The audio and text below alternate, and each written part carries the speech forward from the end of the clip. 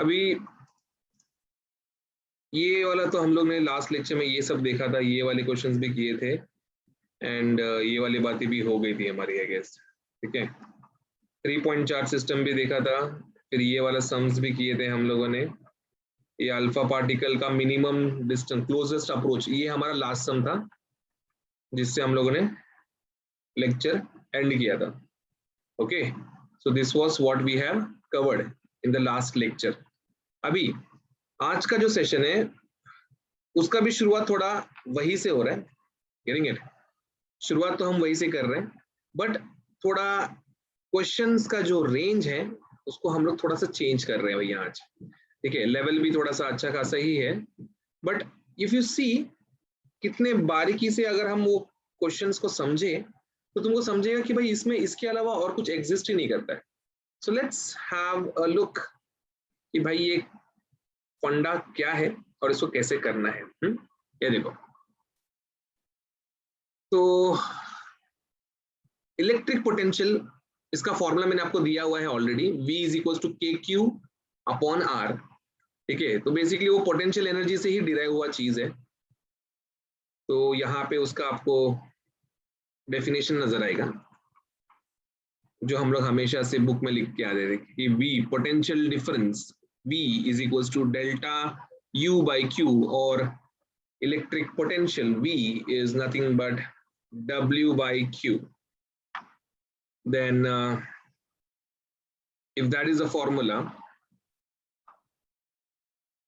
इसको थोड़ा सा इंपॉर्टेंट पॉइंट्स में लेके चलते हैं, ये डिस्कस करते हैं। अगर V हमारा था तो ऑब्वियसली उसका एक यूनिट वोल्ट तो है ही, ऑब्वियसली इलेक्ट्रिक पोटेंशियल का यूनिट बचपन से लेके अब तक वोल्ट ही रहा है, but also there are some equivalent units जो थोड़ा सा एग्जाम में बच्चे को एक पुशबैक देता है, मतलब शक, खुद पे शक करने पे क्रिएट करता है। फॉर एग्जांपल इफ आई से the voltage parameter is like given by 100 joule पर कूलम, जूल पर कूलम बोला बच्चा उधर ही गायब अपना, गेटिंग इट? क्यों?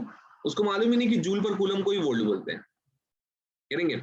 तो ये थोड़ा डायमेंशन, तो चलो मैं खुद ही कभी सजेस्ट नहीं करता हूँ बाय हार्ट करो, बिकॉज ठीक है ना, W बाई Q, W का डायमेंशन पता है हमको एनर्जी का, Q का डायमेंशन पता है, तो आराम से आ जाएगा ना, बिना किसी तकलीफ के आ जाएगा।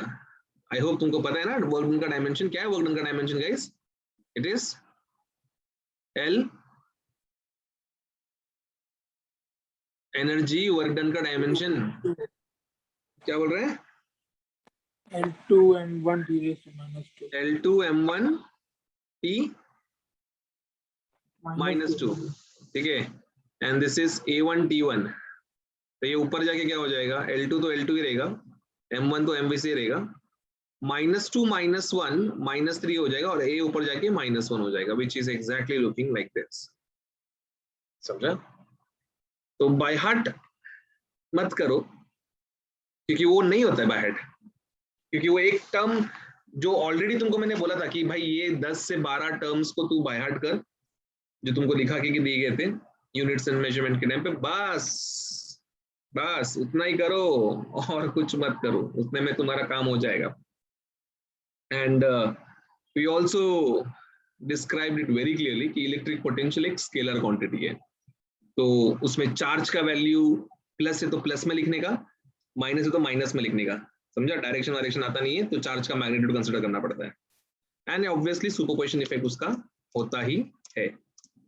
ठीक है, तो चलिए शुरू करते हैं, ये भी हमारे बात डिस्कस हो चुका है पहले। Here comes the very first question. क्या दिया क्वेश्चन में? क्वेश्चन में दिया है कि there is a system of charges. You have 8 coulomb and you have -4 coulomb, and you're supposed to find out what is the net potential at A, and how are we going to do that? तो भाई साहब देखो, इधर बहुत clearly समझने वाली बात है कि इधर 8 कूलम और इधर पे -4 कूलम देके रखा है। हाँ, ए पॉइंट भी मेंशन करके रखा है, पॉइंट ए को मेंशन करके रखा हुआ है। अब 8 कूलम 4 मीटर की दूरी पे है फ्रॉम ए, उसका कुछ असर रहेगा। -4 कूलम 1 मीटर की दूरी पे है फ्रॉम ए, उसका भी कुछ असर रहेगा। दोनों को हमको ऐड करना पड़ेगा।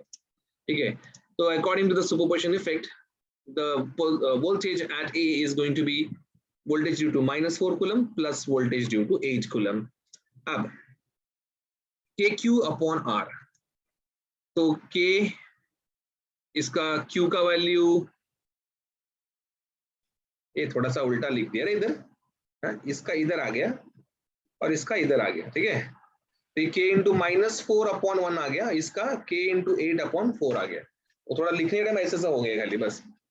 तो ये क्या हो जाएगा 2K - 4K, that is -2K। तो ऑप्शन में आई डोंट थिंक कभी K के टर्म्स में देंगे वो लोग, आई नो, बट अगर कभी दिया है तो -2K टिक कर देना, नहीं है तो यू नो K का value, it is 9 into 10 raised to 9, it would be -18 into 10 raised to 9। इतना ही होता है इसका सो कॉल्ड क्वेश्चन सॉल्व करने का कैटेगरी। मल्टीपल टाइम्स अलग अलग एग्जाम में ये क्वेश्चन आया हुआ है with different values, but the structure would have been always same. You are supposed to find the value of Q in such a way that voltage at A is 0. Okay, now it's a known fact that already this 3 coulomb on either side, both sides basically are going to exert some kind of potential over there at point A. तो Q का एक ऐसा potential होना चाहिए कि वो उसको nullify कर दे, ठीक है। तो शुरुआत कैसे करना चाहिए guys? What is your opinion? How should I start? What should be my start? कैसे करना चाहिए मुझे? बोलो, what should be the start? Distance ढूंढना चाहिए इसका। किसका डिस्टेंस रे? 3 कूलम और A पॉइंट का। क्या तू भी 3 4 5 ट्रायंगल ला? हाँ, अब वो ढूंढना चाहिए, ऐसा बोल रहा हूँ। ढूंढने का क्या है उसको? ले, ये इधर 5 है, हाँ अभी बता क्या करने का? अभी ये 5 मीटर, ये 5 मीटर, बस जिनको समझा नहीं बाबा, ये 3, ये 4 और ये 5, ठीक है, वी कॉल इट 3 4 5 ट्रायंगल। तो अप्रोच क्या रहना चाहिए? क्वेश्चन का अप्रोच क्या होना चाहिए? What should be the approach of question?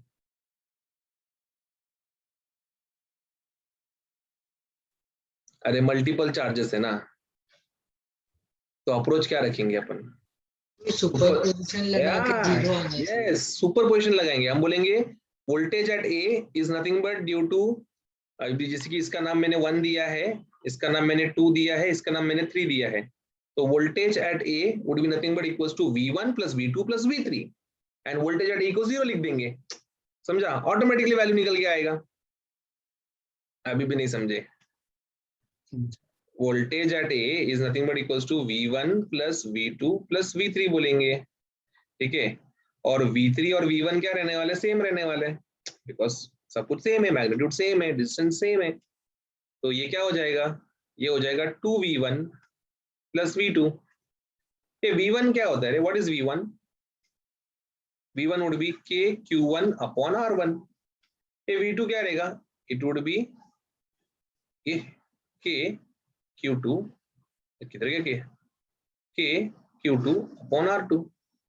तो ये क्या होएगा? ये होएगा 2 इंटू के ही रहेगा, Q1 यहाँ पे 3 है, R यहाँ पे 5 है, और इधर पे के ही रहेगा, Q2 यहाँ पे अननोन है, और R2 हमारा 4 है, और इधर पे VA भैया 0 है। Now this would be going on that side, so it would look like minus KQ upon 4 is equals to 6K upon 5. Okay, so this K and this K gets cancelled, और ये minus sign और ये 4 ऊपर आएगा, और ये 4 6 कितना होएगा? कितना पता है क्या? 4 6 कितना होता है? 24. This would be minus 24 by 5 coulomb. Okay, और वो माइनस 24 को थोड़ा सा ढंग से मेरे को अगर डेसिमल में लिखने का है तो भी मैं लिख सकता है। समझा क्या? क्वेश्चन समझा? कैसे किया, क्या किया? कितना आएगा रे डेसिमल में? ये 4.8 आएगा, माइनस 4.8 कूलम आएगा। पल्ले पड़ा question. Next heading is equipotential surfaces. हमारा जो अगला हेडिंग है, इट इज इक्विपोटेंशियल surfaces.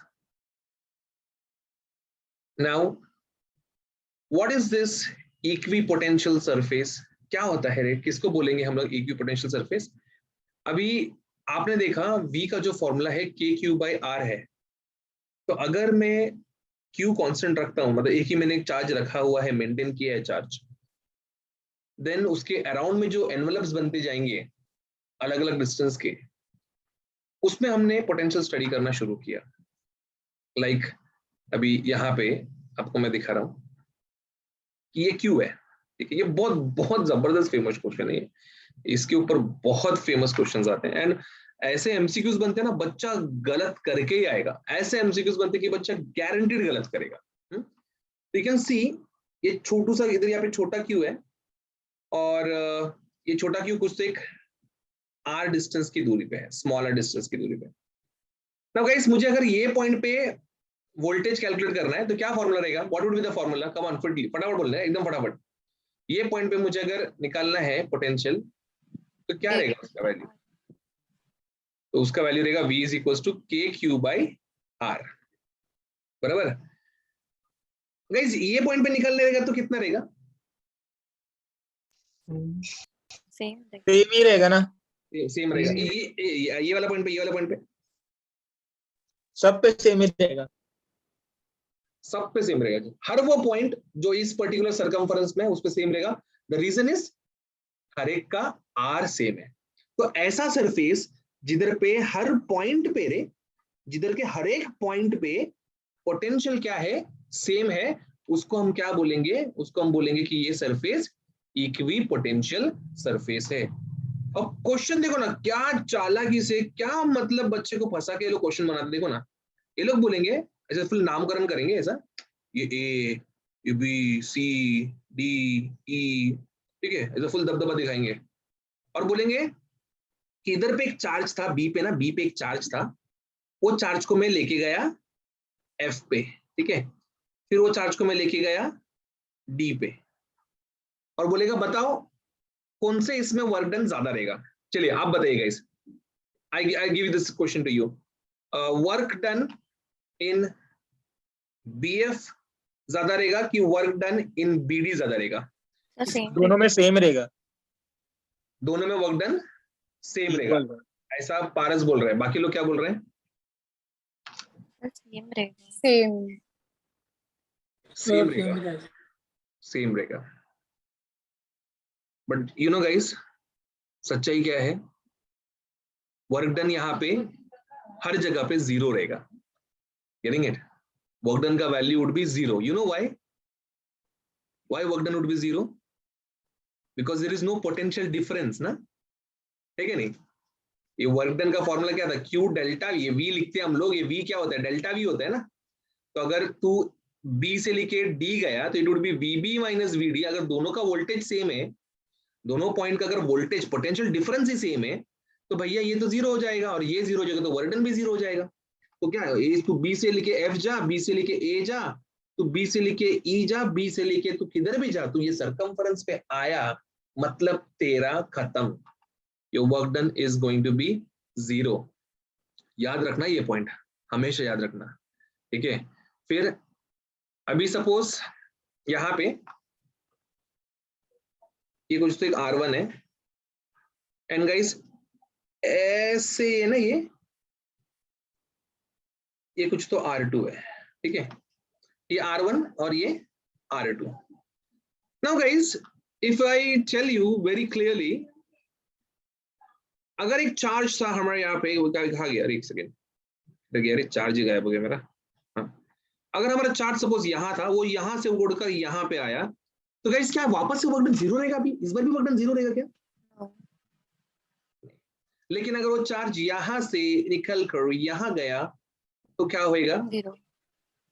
ये सब समझ में आ रहा है? ये सब बातें समझ में आ रही है? ठीक है. MCQ है, तुमको ये जरूर मिलेंगे जब आप इलेक्ट्रिक पोटेंशियल के अंदर सॉल्व करना शुरू करोगे ना, आपको ऐसे बहुत प्रश्न मिलेंगे. और जब तुम सीधा हर बार जीरो टिक करोगे ना, तुमको जो खुशी मिलेगा ना भाई, वो बहुत जबरदस्त रहेगा. चलो थोड़ा सा खुशी को और बढ़ाते हैं. तो बेसिकली, अरे हाँ, बाय द वे, हम ये बात समझ चुके हैं कि इक्विपोटेंशियल सरफेस कौन है. ये जो लाल सरफेस है, ये अपने आप इक्विपोटेंशियल सरफेस है. ये जो सरफेस है नीला, ये भी अपने आप में एक इक्विपोटेंशियल सरफेस है। बेसिकली ऐसा सरफेस जिसके हर एक पॉइंट पे पोटेंशियल सेम होता है उसको हम इक्विपोटेंशियल सरफेस कहते हैं। ये उसका होल क्रक्स है पढ़ाने का। तो ये ऐसे दो चार्ज रहेंगे तो ये ऐसा इक्विपोटेंशियल न्यूट्रल जोन बनता है। Obviously we know man, they never touch each other man, they never touch each other. So ऐसे बनते रहते हैं हमेशा, लेकिन हमारे जीवन में it would be always shown as the previous one. फिर यहाँ पे बोला कि draw the equipotential surface of the field lines as shown. तो आपको एक सच्चाई बताता हूँ, equipotential surfaces are always perpendicular to the electric field lines. करेंगे इतना याद रखना, equipotential surfaces are always perpendicular to the electrical field lines. Plus तुम देखोगे यहाँ पे जैसे जैसे अभी फॉर्मूला जो है हमारा v का, what is v? v is equal to kq by r है ना फॉर्मूला। तो इसमें v is inversely proportional to r। तो ये जो पीछे सर्कल वर्कल बनाया था हम लोगों ने, ठीक है, ये सर्कल में ये अगर v1 है, ये अगर v2 है, तो ऑब्वियसली गाइस जिसका जितना जितना डिस्टेंस बढ़ते जाएगा, r बढ़ते जाएगा, उतना उसका वोल्टेज कम होएगा। मतलब ये क्लियर है कि सबको मालूम है ये बात कि v1 is always greater than v2। ये बात सबको मालूम है, किसी से छुपी हुई है क्या ये बात? नहीं ना, समझ गए ना भैया? पक्का? फिर से रिपीट करो ना, मेरे को सुना है नहीं। मैंने बोला v1 का रेडियस r1 है, v2 का रेडियस r2 है, and voltage potential electric potential is inversely proportional to r। मतलब जितना ज्यादा r का वैल्यू रहेगा उतना कम v का वैल्यू रहेगा ना। हाँ। तो बेसिकली जो मैं बोला वही समझ में आया यहाँ पे। तो मेरे को उसने पूछा यहाँ पे मैंने कि इधर पे r1 से बड़ा r2 है तो किसका वोल्टेज ज्यादा रहेगा? v1 का ज्यादा रहेगा, v2 का कम रहेगा। नहीं? हाँ। तो वैसे ही यहाँ पे भी ना, तो यहाँ पे हमारा ये स्टार्टिंग पॉइंट अगर रेफरेंस है तो यहाँ से ये r1 होता है, तो फिर यहाँ से ये वाला डिस्टेंस तुम्हारा r2 हो जाएगा और ये वाला डिस्टेंस तुम्हारा r3 हो जाएगा। तो फिर अकॉर्डिंगली तुमको फिर मालूम पड़ जाएगा कि क्यों v1 बड़ा है और क्यों ये सब चीजें छोटी हैं। दिखने में वो टॉपिक सिंपल लगता है, बट एमसीक्यू बहुत घुमा फिरा के पूछते हैं, बच्चे को कंफ्यूज करने के लिए ऐसे सब डायग्राम वगैरह देके छोड़ देते हैं, लटका के छोड़ देते हैं बच्चे की जिंदगी को। स्क्रीनशॉट लेके रखना तुम ये सब चीज से, कभी छूटना नहीं चाहिए तुमसे, ठीक है? चलो अभी ये सवाल पूछा है यहाँ पे, identify the direction of field by looking into the equipotential surface. ठीक है, ये ऐसा यहाँ पे इक्विपोटेंशियल सरफेस दिया हुआ है, ये 10 वोल्ट, 0 वोल्ट और -10 वोल्ट, ऐसा कुछ भी दे सकता है ना, ठीक है। और यहाँ पे देखो, यहाँ पे एक अलग ही लेवल का खींच दिया, ऐसे यहाँ पे ऐसे खींचा, मन में वैसे ड्राइंग बना दिया, ठीक है, लड़ो, बच्चा लड़ते रहेगा। तो भाई अभी यहाँ पे देखो इस तरीके से, you can see this B and there is A. तेरी तो एक सेकंड, हाँ। तो अभी यहाँ पे किसको देख के बोलोगे इसमें से कौन सा असलियत में इलेक्ट्रिक फील्ड है? Perpendicular.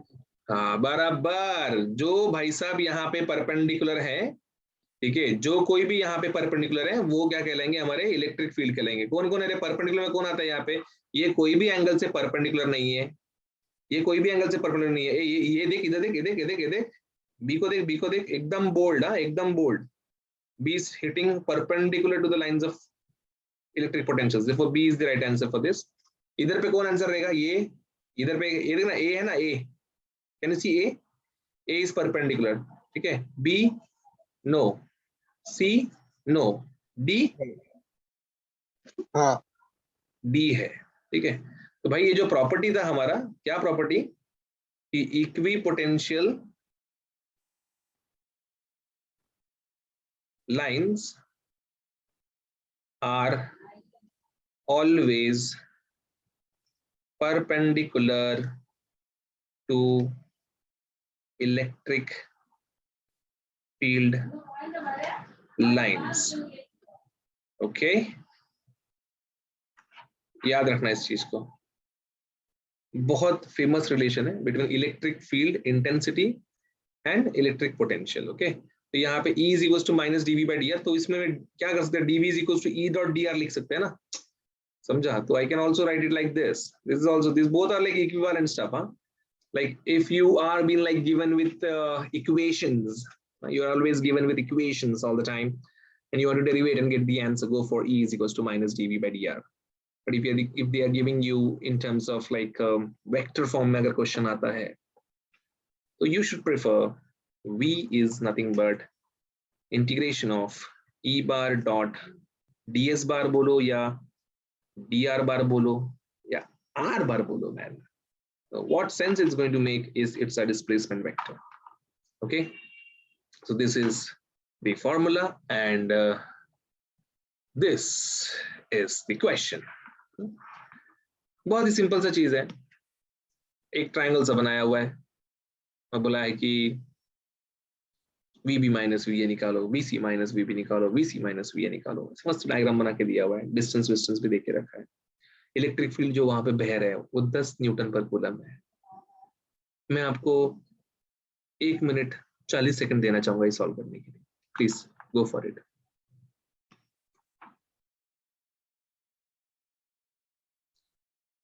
Any approach you had?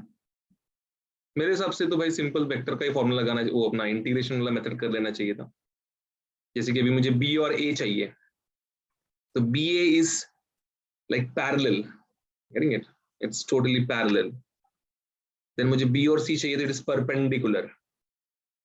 Then A और C चाहिए तो वो एक इंक्लिनेशन पे है, जो कि हम बहुत इजीली निकाल सकते हैं, ठीक है नहीं? इसका 2 इंक्लिनेशन होता है, एक 53 होता है और एक 37 होता है। तो ये वाला एंगल यहाँ पे 37 है, ये वाला एंगल 53 है। इसको कैसे याद रखते थे हम लोग? 5 और 3 के बीच में 53, तो बाकी का बचा हुआ 90 माइनस 53 37 रहेगा। तो सबसे पहले मुझे जब VB माइनस VA चाहिए था, तो I can do it like this, like integration of 1 to 2 E bar dot ds बार। तो ये के साथ डॉट प्रोडक्ट है ना, A bar dot B bar, AB cos theta, वैसे ये EDS cos थीटा बन जाएगा यहाँ पे। वो एक चीज फंडा है। तो ये माइनस साइन तो रहने वाला ही है हमारे साथ, फॉर्मूला ही है हमारा बाय डिफॉल्ट। तो A से लेके B तक का है इंटीग्रेशन, और यहाँ पे 10 बार 10 i कैप क्यों आएगा? क्योंकि it is going in positive x direction. तो पॉजिटिव x डायरेक्शन का जो यूनिट वेक्टर है वो i कैप है, तो it comes to be i cap like this. और SAB बार ये जो दिया हुआ है यहाँ पे, it's a vector quantity, right? तो 4 i cap, so I cap dot I cap becomes 1, and this would 10 into 4, that would become minus 40. ये एक तरीका है। दूसरा तरीका क्या था जो मैंने आपको डायरेक्टली सिखाया था वेक्टर का, जहाँ पे आप सीधा वेक्टर फॉर्म ही यूज करते हो, ठीक है? तो वेक्टर फॉर्म में क्या आता है, ये -10 रहेगा, ठीक है? ये वाला क्या है तुम्हारा i कैप रहेगा, और यहाँ पे ये क्या रहेगा तुम्हारा, this would directly become 4 i cap. तो ये 10 into 4 40, I cap dot I cap directly 1, उससे भी सेम ही आंसर आता है। This was for the first part, which we tried to solve for the case BA. Likewise, we would be doing for CB. ठीक है, CB भाई साहब perpendicular है, तो cos थीटा, ठीक है, वेक्टोरिकली EDS cos थीटा, तो ये cos थीटा क्या होएगा, 90 हो जाएगा ना यहाँ पे।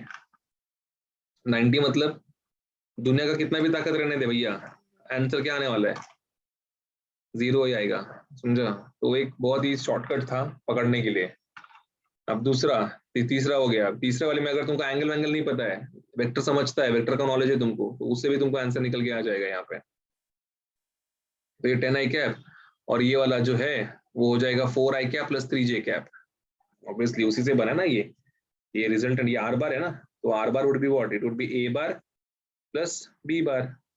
तो a bar is 4 i cap, b bar is 3 j cap. तो ये i cap dot i cap 1 हो जाएगा, और i cap dot j cap multiply होएगा ना, ये वाला पार्ट, ये इससे मल्टीप्लाई होएगा और ये इससे मल्टीप्लाई होएगा। तो इन दोनों का मल्टीप्लिकेशन का वैल्यू -40 आएगा, इन दोनों का मल्टीप्लिकेशन का वैल्यू 0 आएगा। So that's how it was supposed to be solved. का एक रिलेशन लिखा के दिया आपको मैंने बोला कि E क्या होता है, it is negative derivative of electric, it is basically negative potential gradient कहते हैं इसको। Electric field is nothing but negative potential gradient. तो अगर ऐसे 3 डायमेंशन में दे दिया इक्वेशन, तो Ex would be what? It would be negative potential gradient in terms of x. ठीक है, y के टर्म्स में दे दिया है तो negative potential gradient in terms of y. Ez क्या रहेगा? नेगेटिव पोटेंशियल ग्रेडियंट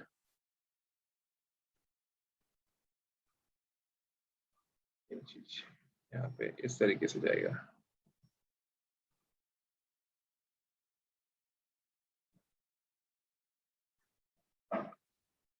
इस तरीके से ये चीज आएगा. तो ये टाइप का जो कैटेगरी का क्वेश्चन है ये हम लोग अभी डील करने वाले हैं. तो ये वेक्टर फॉर्म में रखा तो ऐसे ये आर कैप यूनिट वेक्टर उसके साथ में डायरेक्शन बताने को आता है, बट क्वेश्चंस अत्यंत बकवास होते हैं इसके, बहुत तेजी से सॉल्व होता है क्वेश्चन. अब जैसे कि यहाँ पे दिया हुआ है v is equal to x plus 2y plus 3z, इसका मेरे को इलेक्ट्रिक फील्ड पता लगाने का है. तो मुझे सबसे पहले कंपोनेंट ढूंढने पड़ेंगे. ठीक है, तो सबसे पहले क्या निकालूंगा मैं? ex, ey, ez, क्योंकि ये भैया हमारा vx, vy और vz है. ओके, तो हम क्या करेंगे, हम लोग एकदम शांतिपूर्वक v is equal to x plus 2y plus 3z में यहाँ पे डेरिवेट मारेंगे इसको. तो जब x के साथ डेरिवेट करेंगे तो बाकी सब कांस्टेंट कहलाएंगे, क्योंकि ये नीचे x है ना, तो x के साथ जो वेरिएबल है वही डेरिवेट होगा, बाकी सब क्या होगा? कांस्टेंट होगा. तो y भी कांस्टेंट होगा, z भी कांस्टेंट होगा. तो मेरा क्या आंसर निकलेगा? यहाँ पे खाली x बचेगा तो उसका डेरिवेटिव -1 आएगा, क्योंकि बाकी तो 0 हो जाएंगे. और ऐसे में जब y के लिए करेगा तो क्या आएगा?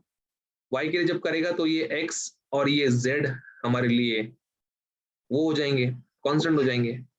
तो डेरिवेटिव ऑफ कांस्टेंट इज 0 और 2y का डेरिवेटिव y 1 हो जाएगा ना, 2 बचेगा, -2 हो जाएगा वो. सिमिलरली इधर पे -3 आएगा, क्योंकि खाली z बचता है, z का डेरिवेटिव 1 हो जाएगा. तो मेरा इक्वेशन क्या बनेगा? ई बार का इक्वेशन क्या रहता है? व्हाट इज जनरली ई बार का इक्वेशन? ई बार का इक्वेशन इज क्या रहता है रे वेक्टर का इक्वेशन 3 डायमेंशन में? It is ex I cap plus ey j cap plus ez k cap. Therefore E bar क्या निकलेगा मेरा इसमें से? इधर से बनेगा ये -i cap -2j cap -3k cap. ये मेरा वेक्टर हो गया. और अगर मैग्नीट्यूड पूछ लिया किसी ने तो मैग्नीट्यूड क्या हो जाएगा? इट वुड बी -1 का स्क्वायर प्लस -2 का स्क्वायर प्लस -3 का स्क्वायर. कितना आएगा रे ये? 1 + 4 + 9 √14. समझे? Yes sir. नोट कर ले. हेलो, ये v है, v का इक्वेशन दिया है yz + 2x. ठीक है, सेम तरीके से डिराइव करना है. ई बार बनाना है आपको, जैसे यहाँ पे ई बार बनाया था ना हम लोगों ने. ठीक है, ऐसे आपको ई बार बनाना है यहाँ पे. ठीक है, बट आपका ई बार जो बनेगा वो प्रॉपरली बनेगा. इस बार लास्ट में उसमें वैल्यू डाल देना. x का वैल्यू 1 डाल देना, y का वैल्यू 2 डाल देना और z का वैल्यू 3 डाल देना. जब वो बच जाएंगे तब डाल देना, नहीं बचे तो कुछ नहीं डालना. ठीक है, करके देखो, नहीं आए तो मैं करूंगा ही, ट्राई करो. सबसे पहले तो ex निकाला रहेगा. ठीक है, ex के टाइम पे yz तुम्हारा 0 हो जाएगा, 2x में से खाली -2 बच जाएगा.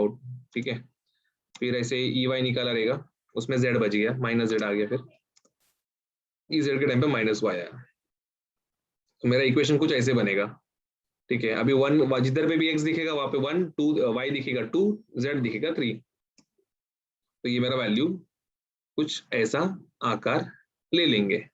अगर वेक्टर फॉर्म में पूछा रहता तो मैं ऐसे लिख देता था. अरे वेक्टर फॉर्म में पूछा, सॉरी, फाइंड ई बार ना, वेक्टर फॉर्म में पूछा है तो सीधा फिर E bar equals to -2i cap plus -3j cap -2k cap. अगर मैग्नीट्यूड पूछते तो हम लोग क्या करते हैं? मैग्नीट्यूड निकालते बाय √of -2 का स्क्वायर -3 का स्क्वायर -2 का स्क्वायर. जो क्वेश्चन का डिमांड है भाई, उसके हिसाब से सॉल्व करके चीजों को खत्म करना है. एक और क्वेश्चन दे रहा हूं, देखते कितने लोग करते हैं ये वाला. 1 1 1 पे निकालना है, 1 1 1 पे वेक्टर भी निकालो और मैग्नीट्यूड भी निकालो, दोनों करो. कैलकुलस का है, कैलकुलस आया मतलब क्वेश्चन भी आएगा. तो ये -2xyz का, ये -xyz का, ये -yz हो जाएगा यहाँ पे. ठीक है, यहाँ पे माइनस एक्स जेड हो जाएगा y के टाइम पे, मतलब जो जिससे डेरिवेट कर रहे हैं वही गायब होएगा, बाकी जिंदा रहेंगे। पार्शियल डेरिवेटिव का यही खासियत रहता है, गेटिंग इट? जो जिसका डेरिवेटिव हो रहा है वो खत्म हो जाएगा, बाकी के बच जाएंगे। तो ये यहाँ पे इसका इक्वेशन लुक ऐसा दिखेगा, ये वाला इक्वेशन। और अगर यहाँ पे वैल्यू अलग अलग होते हैं ना तो फुल तांडव रहता है, यहाँ पे नंबर्स अलग होते हैं ना, 1 2 3 ऐसा दिया रहता है, फुल तांडव हो गया रहता है यहाँ पे। बट जस्ट बिकॉज यहाँ पे 1 है करके it ends up with this kind of question. तो थोड़े से चालाक रहते हैं एग्जाम में, इतना सिंपल रखेंगे नहीं।